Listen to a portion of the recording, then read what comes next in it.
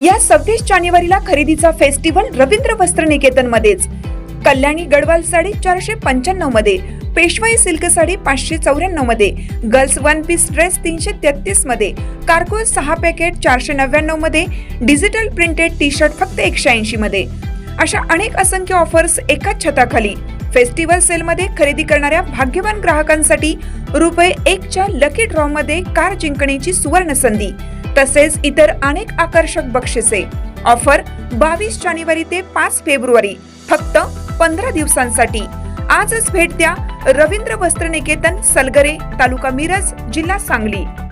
प्रत्येक बातमीतील घटनेच्या वास्तविकतेची तुलना थेट पाहत रहा सांगली अपडेट। एरंडोली जिल्हा परिषद गट व सलगरे पंचायत समिती गणातील भारतीय जनता पार्टीच्या उमेदवारांचा भव्य प्रचार शुभारंभ सलगरे येथे श्री सिद्धेश्वर मंदिरात मंगळवारी नारळ फोडून उत्साहात संपन्न झाला। या कार्यक्रमास परिसरातील नागरिक, कार्यकर्ते आणि पदाधिकाऱ्यांची मोठी उपस्थिती लाभली होती।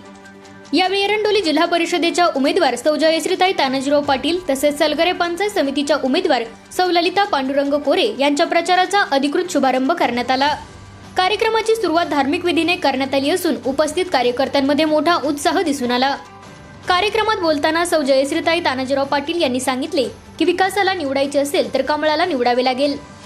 भारतीय जनता पार्टीने केंद्र व राज्य पातळीवर राबवलेल्या विकास कामांचा लाभ सर्वसामान्य जनतेपर्यंत पोहोचलेला असून ग्रामीण भागाच्या सर्वांगीण विकासासाठी भाजप शिवाय दुसरा पर्याय नाही असे मत त्यांनी व्यक्त केले।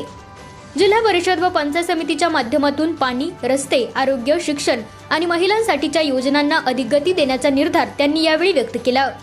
या प्रचार शुभारंभ कार्यक्रमास युवा नेते तानाजीराव पाटील, पांडुरंग कोरे यांच्यासह भारतीय जनता पार्टीचे पदाधिकारी, स्थानिक नेते, ग्रामपंचायत सदस्य तसेच विविध गावातील कार्यकर्ते मोठ्या संख्येने उपस्थित होते।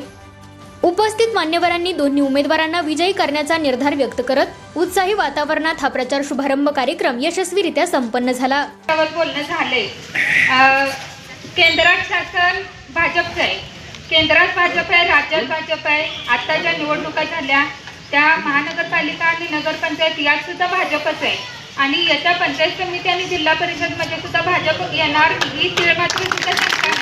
आणि जर विकास करायचा झाला तर आपल्याला प्रवाहाबरोबर आणि सत्तेबरोबर राहिलं तरच विकास होतोय आपला। आणि ह्याचं जर उदाहरण सांगायचं झालं तर गेल्या जिल्हा परिषदला आपण विरोधी पक्षाची सत्ता आली आणि त्यावेळी आपल्याला विकास कामाच्या अडचणी आल्या, त्या ज्या आम्ही अडचणी फेस केल्या त्या ह्याच्यानुसार मी तो अनुभव घेऊन सांगायचं। या ठिकाणी विरोधकांना काय आंदोलन नाही, कुठलं काम नाही, काय नाही, त्यांना सांगायला काही काम। तिने एक सांगायचं चालू केलं की सारखं सारखं तानाजी पाटलाच कशाला पाहिजे। अरे मी निवडणुकीला दिवस रात्रंदिवस का आमच्या कुटुंबाकडे कधी लक्ष देत नाही आणि मी सातत्यानं लोकांच्या कामात राहतो, मी अर्ज भरतो, लोक मला निवडून देतात। मला काही कोणी कॉपी केलं नाही ना, सातत्यानं तुम्हालाच कसं केलं म्हणायला। आणि बरं आता मला त्या आम्ही माणसाला सांगायचं, तुम्ही आमच्याच बरोबर 4-5 वेळा निवडून आलाय, तुम्हाला तर कशाला पाहिजे, द्या की एका दुसऱ्या कार्यकर्त्याला। तुम्हाला म्हटलं की मला पाहिजे आणि दुसऱ्याला म्हटलं की मग त्याला सारखं कशाला पाहिजे।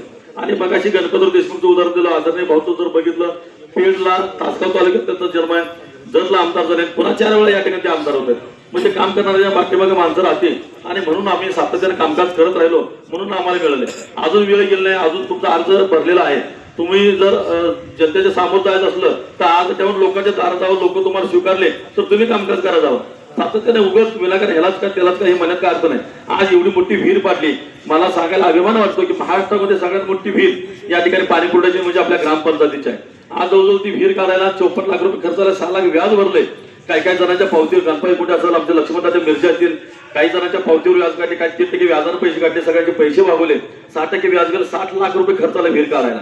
आणि त्यातले 27 लाख रुपये बिल मिळाले, 33 लाख रुपये बिल आज अखेर मला मिळायचं आहे। म्हणजे खिशातले लाखो रुपये घालून या गावाला कामकाज करणारा म्हणजे महाराष्ट्रात एकमेव तानाजी पाटील असतो।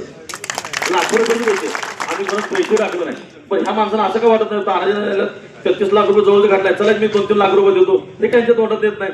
युजर ह्यालाच कशाला पाहिजे।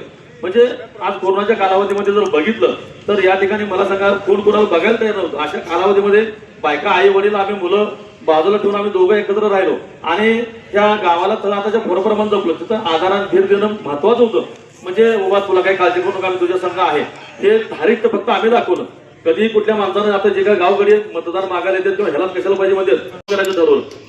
त्याच मध्ये जरा आमचे जडणघडण आपल्या इतर समाजाबरोबर जर असली तर आमच्या ह्या धनगर समाजामध्ये माझी जडणघडण मोठ्या प्रमाणामध्ये झाली.